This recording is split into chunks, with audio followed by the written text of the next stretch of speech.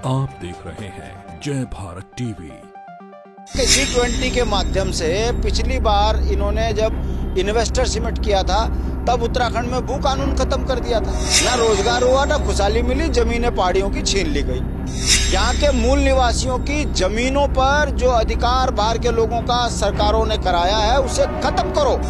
राज्य आंदोलन में यही वो कांग्रेस थी जो कहती थी हमारी लाश में उत्तराखंड बनेगा। वही भाजपा थी जो कहती थी उत्तर प्रदेश का मुकुट है उत्तराखंड, सिर धड़ से अलग होने नहीं देंगे। समझ में नहीं आ रहा कि धामी जी हाकम है कि हाकम धामी है। जो चुप होता है अपनी कौम को बर्बाद देखते हुए वो दलाल कहलाते हैं, और जिन्हें हम नेता समझते हैं वो राष्ट्रीय दलाल है। मूल निवास का मुद्दा उत्तराखंड में लगातार गर्माता जा रहा है। इस बीच सरकार ने एक फैसला लिया कि कृषि और एग्रीकल्चर से संबंधित अगर किसी को लैंड परचेज करनी है और वो बाहरी व्यक्ति है तो उसकी खरीद पर रोक लगा दी गई है। क्या सरकार का ये कदम मूल निवास, चूँकि मूल निवास की जड़ में ही यहाँ की ज़मीन की खरीद फरोख्त का एक मुद्दा छिपा हुआ है, रोज़गार तो है ही, क्या उसे डाइल्यूट करने की कोशिश सरकार की तरफ से की गई है? और अब चूँकि इस पूरे आंदोलन को कहीं ना कहीं उत्तराखंड क्रांति दल मुखरता से उठाता नजर आ रहा है। बातचीत के लिए हमारे साथ हैं उत्तराखंड क्रांति दल के वरिष्ठ नेता राज्य आंदोलनकारी शांति प्रसाद भट्ट। सर, सरकार ने कह दिया है कि आप एग्रीकल्चर और कृषि के लिए जो बड़ी ज़मीनें खरीदते थे, कई 100 एकड़ों में ज़मीन खरीद ली जाती थी, उस पर रोक लगा दी। राहत है? राहत नहीं, ये धोखा है। जनता की आंख में धूल झोंकने वाला काम है। 3 अक्टूबर 2018 को त्रिवेंद्र सरकार ने जब भू कानून को समाप्त किया तो धामी जी को उसको निरस्त करना चाहिए था तत्काल प्रभाव से। ये कमेटी बनाना और अखबार के माध्यम से ये कहना कि अब जिला अधिकारी जो है रजिस्ट्रियों पर रोक लगाएंगे। मैं पूछना चाहता हूँ, जब कानून बना हुआ है तो रजिस्ट्रियाँ तो होंगी, और रजिस्ट्रियाँ होंगी तो उनके दाखिले खारिज भी होंगे। माननीय मुख्यमंत्री जी को आखिर इसमें क्या दिक्कत आ रही है ये कहने में कि 18 में जो कानून बना था उसे निरस्त किया जाता है? ऐसा बोल देते तो जो धुंध जनता के सामने छाई हुई है वो खत्म हो जाती। मगर हकीकत ये है कि G20 के माध्यम से पिछली बार इन्होंने जब इन्वेस्टर समिट किया था तब उत्तराखंड में भू कानून खत्म कर दिया था, ये कहकर के अब बड़े बड़े इन्वेस्टर आएंगे, बड़े बड़े उद्योग पहाड़ों में लगेंगे और घर घर रोजगार होगा, खुशहाली होगी। ना रोजगार हुआ, ना खुशहाली मिली, जमीनें पहाड़ियों की छीन ली गई। अब इन्वेस्टर समिट हुआ, अब फिर वही बात है। अब अडानी अंबानी को हमारी जमीनें दे दी जाएंगी लीज पर और हमको गुलाम बनाने की कोशिश है। अब जनता में उबाल मचा तो अब धामी जी ये तो कह नहीं सकते कि लोकसभा चुनाव आ गए। अब उन्होंने लोकसभा चुनाव से पहले एक सगुफा छोड़ दिया कि अब कोई जमीन खरीदेगा नहीं। हम कब कह रहे? हम तो कह रहे हैं निरस्त करो। यहाँ के मूल निवासियों की जमीनों पर जो अधिकार बाहर के लोगों का सरकारों ने कराया है उसे खत्म करो, सख्त भू कानून लागू करो। और ये हम इसलिए नहीं कह रहे कि हमारी डिमांड है। राज्य मांगा इसीलिए गया था कि पहाड़ से पलायन रुके, पहाड़ में समृद्धि हो, पहाड़ में रोजगार के संसाधन जुटे। 42 से ज़्यादा शहादत देने के बाद हमारा ये राज्य बना, और दुर्भाग्य देखिए जो हमारे मौलिक अधिकार है राज्य के, राज्य का भू कानून जो है वो राज्य का अपना मसला है। और ये कैसी निर्लज सरकारें बन गई, ये हमारे ही मौलिक अधिकार को खत्म कर कर, भू कानून खत्म करके बाहर वालों को बसाने। भैया ये राज्य बाहर वालों के लिए मांगा था क्या हमने?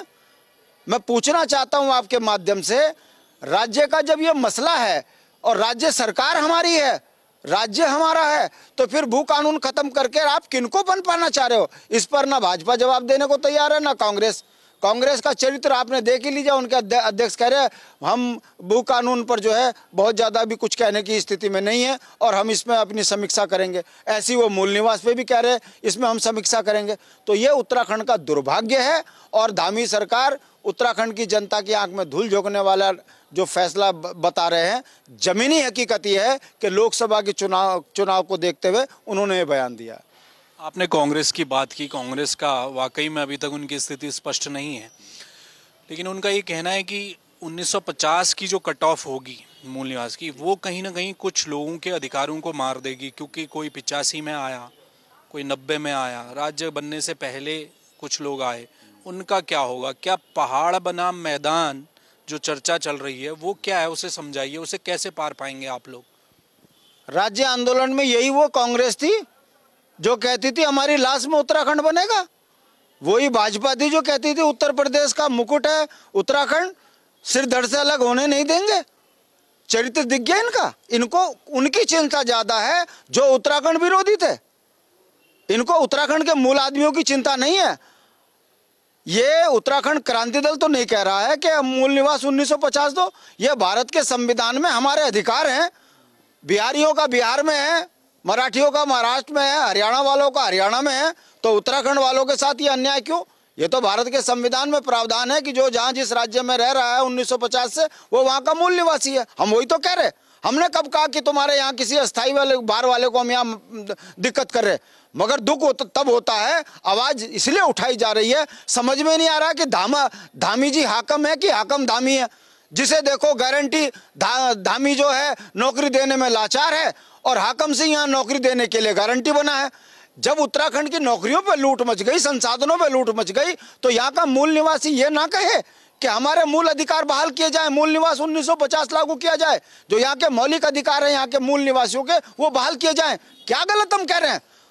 अगर कांग्रेस के नेता ये कह रहे हैं कि उनके अधिकारों का क्या होगा तो चिंता है, तो जाओ ना, छोड़ो उत्तराखंड, जाके बिहार बस जाओ, हरियाणा जाके बस जाओ। मेहरा से हम बोलते हैं उत्तराखंड के अधिकारों को डाका डालने वाली दोनों राष्ट्रीय पार्टियां, इनका राजनीतिक चरित्र ये है। इनको इस बात की चिंता नहीं है कि जब 64 लाख लोगों का ये राज्य था, हेम भाई आपको मालूम होगा उस समय पे हम गीत गाया करते थे, 64 लाख कंठ से निकली आज यही ईश्वर द्वारा है, ये उत्तराखंड हमारा है, ये भारतवर्ष हमारा है। हम राष्ट्र प्रेम के कारण अपने राज्य की स्थिति को खत्म कर चुके हैं। हमने राष्ट्र के लिए अगर राष्ट्रीय पार्टियों को वोट दिया है तो इसका मतलब ये है कि हम अपने अधिकारों पर बाहर वालों को डाका डलवाएं। भाजपा कांग्रेस दोनों राष्ट्रीय पार्टियां राजनीतिक बेईमान हैं। यही कारण है कि दोनों पार्टियों का चरित्र मूल निवास और भू कानून में स्पष्ट नहीं है। इसीलिए उत्तराखंड की उत्तराखंडित खत्म हुई है।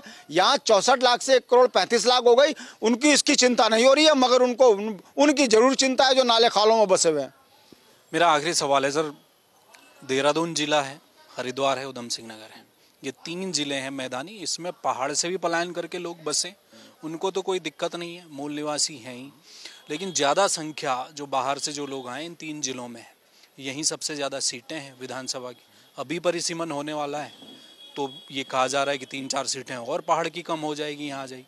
तो ये जो राजनीतिक एजेंडा जो बन रहा है 3 मैदानी में, यूकेडी क्या करेगी? क्या पहाड़ की राजनीति करेंगे तो वहाँ तो सीटें बची नहीं, सब यहाँ आ गए। और इसको लेकर कांग्रेस और भाजपा कहीं ना कहीं एक ही लकीर पर खड़े नजर आ रहे हैं, मूल निवास वाले। भाजपा और कांग्रेस राजनीतिक बेईमान चाटुकारों की पार्टी है।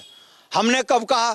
गुरुकुल नार्सन से लेकर बद्रीनाथ की परिधि में रहने वाला प्रत्येक नागरिक उत्तराखंडी है, उनके अधिकारों की हम रक्षा करते हैं। मैं आपके माध्यम से पूछना चाहता हूं, गुरुकुल नार्सन में जिसके पास 100 बीघा जमीन थी वो 5 बीघा में सिमट गया। उसकी आर्थिक स्थिति ये हो गई, उसका परिवार के व्यक्ति 5,000 रुपए की नौकरियां अब फैक्ट्रियों में ढूंढ रहे हैं। क्या उनके मूल अधिकारों पर अतिक्रमण नहीं हुआ? और ये जो जनसंख्या विस्फोट हुआ है, ये कौन लोग हैं? क्या इनको उत्तराखंड से प्यार है? हमारा ये कहना है कि अगर जनसंख्या विस्फोट उधम सिंह नगर, हरिद्वार और देहरादून में होगा तो यहाँ के भी तो आबो हवा खराब हो रही है। इतना बड़ा भूभाग जो पर्वतीय क्षेत्र का है, यदि वो विकास से जुड़ता तो पहाड़ का आदमी मैदान की तरफ क्यों आता?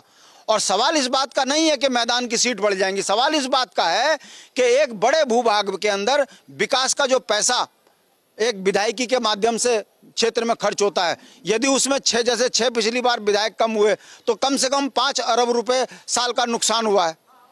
अगर ये और 4-5 सीटें पहाड़ से कम हो गई तो पहाड़ में तो विकास की नीतियां लगेंगी नहीं। तो क्या आप क्या चाहते हो कि आने वाले 10-12 साल के बाद एक अलग राज्य की फिर और अलग से मांग उठे? राष्ट्रीय पार्टियों की गलत नीतियों के कारण देहरादून की आबोहवा खराब हुई है, हरिद्वार की आबोहवा खराब हुई है, उधम सिंह नगर की आबोहवा खराब हुई है। हमारा यह कहना है कि जब सख्त भू कानून लागू होगा, मूल निवास 1950 लागू होगा, तो वो लोग जो केवल अवसर के माध्यम से उत्तराखंड की धरती पर आकर यहाँ डकैती चोरी कर रहे हैं, जमीनों पर कब्जा कर रहे हैं, ये रुकेगा और यहाँ के मूल निवासियों के अधिकार संपन्न होंगे। रोजगार पहले प्राथमिकता उसको मिलेगी जो यहाँ का व्यक्ति है। भैया अगर 1980 से पहले कोई उत्तराखंड के अंदर आके रह रहा है तो वो अस्थायी निवास बना के रहे ना, मगर ये कौन सी गारंटी है कि वो यहाँ 5 दिन में आए, प्रधान से लिखवाए और उसके बाद प्रधान कहे कि मेरे यहाँ 25 साल से रह रहा है, उसके अगले दिन जो है स्थायी निवास बन जाए, फिर हाकम के पास जाए, हाकम उसे 15 लाख में नौकरी दे दे, धामी जी का वो 5 रुपए का सदस्य बन जाए, चप्पा चप्पा खाजप्पा कहकर पूरे उत्तराखंड को खाने की नीति बनाए। तो इसका विरोध नहीं होना चाहिए। हम यहाँ के मूल हैं, अगर हम नहीं बोलेंगे तो कौन बोलेगा? जो चुप होता है अपनी कौम को बर्बाद देखते हुए, वो दलाल कहलाते हैं, और जिन्हें हम नेता समझते हैं वो राष्ट्रीय दलाल हैं। मेरे पीछे ठीक देख लीजिए, ये वो लोग हैं जिन्होंने इस राज्य के लिए अपना सब कुछ खो दिया। 10% क्षैतिज आरक्षण मुख्यमंत्री जी ने घोषणा करी कि हमने लागू कर दिया, कैबिनेट से पास हो गया। सुबोध कमेटी ने जो है गैरसैंण में भी कहा कि हम इनको वो क्षैतिज आरक्षण देंगे, अभी तक कुछ नहीं। ये बेचारे बैठे हुए हैं यहाँ पर। कल हमारी एक बहन ने आत्मदाह की बात कही तो पुलिस ने खूब गरियाया, रात भर थाने में बंद करके रखा। तो ये उत्तराखंड के मूल निवासियों के हालात कर दिए। अब अगर हम इस पे बोलें तो फिर बोलते हैं कि ये बोल क्यों रहे हैं? ये मैदान और पहाड़ की खाई भाजपा और कांग्रेस के लोग खोद रहे हैं। सुधर जाओ। अगर आप इस खाई के माध्यम से राजनीतिक रोटियां सेकने की बात करोगे तो भारतीय जनता पार्टी और कांग्रेस के नेताओं को भी मौन से बाहर फेंकने में पीछे नहीं करेंगे। हमने राज्य लड़के लिया है, अगर हमारे साधनों में संसाधनों में डाका डालोगे तो ये बर्दाश्त के काबिल नहीं है। मैं फिर कहना चाहता हूं, चेत जाइए, नौजवान जाग चुका है। 24 दिसंबर को एक ट्रेलर था, कहीं ऐसा ना हो कि भीड़ तुम्हारे घर में आए और फिर तुम लोकतंत्र की दुहाई देकर अपने को कहो कि हम यहाँ सुरक्षित नहीं है। बहुत शुक्रिया। तो ये थे शांति प्रसाद भट्ट, जिन्होंने साफ कर दिया है कि उत्तराखंड क्रांति दल इस मुद्दे को उठाएगा और सड़कों में भी उठाएगा, क्योंकि लंबे समय से मूल निवास की मांग उत्तराखंड के मूल निवासी करते आ रहे हैं। संविधान ने दिया हुआ अधिकार है, उसी को मांगा जा रहा है। ये कहना है विपक्षी दल तो नहीं है, क्योंकि कांग्रेस की स्थिति अभी बहुत कुछ स्पष्ट नहीं है। 3 जिलों का जो जनसंख्या की जो तुलना अगर हम पर्वतीय इलाकों से करें तो राजनीतिक रोटियां सेकने की जो बात आ रही है वो इन 3 जिलों में हो रही है, क्योंकि ये हम जानते हैं इस देहरादून में, हरिद्वार में, उधम सिंह नगर में कई विधायकों की वोट बैंक, ऐसा वोट बैंक है जिस पर जो खतरे में आ सकता है। क्या यही कारण है कि इससे दोनों मुख्य विपक्षी दल बसते नजर आ रहे हैं और एक ही पंक्ति में खड़े नजर आ रहे हैं मूल निवास पर? देखना यह है, लोकसभा का चुनाव सामने है, उत्तराखंड क्रांति दल इस मुहिम को कितनी आगे ले जा पाएगा और क्या जिस जन आंदोलन की बात की जा रही है वो कितना मुखरता से और आता दिखाई देगा आने वाले दिनों में। कैमरामैन मयूर उपाध्याय के साथ हेम भट्ट, जय भारत टीवी।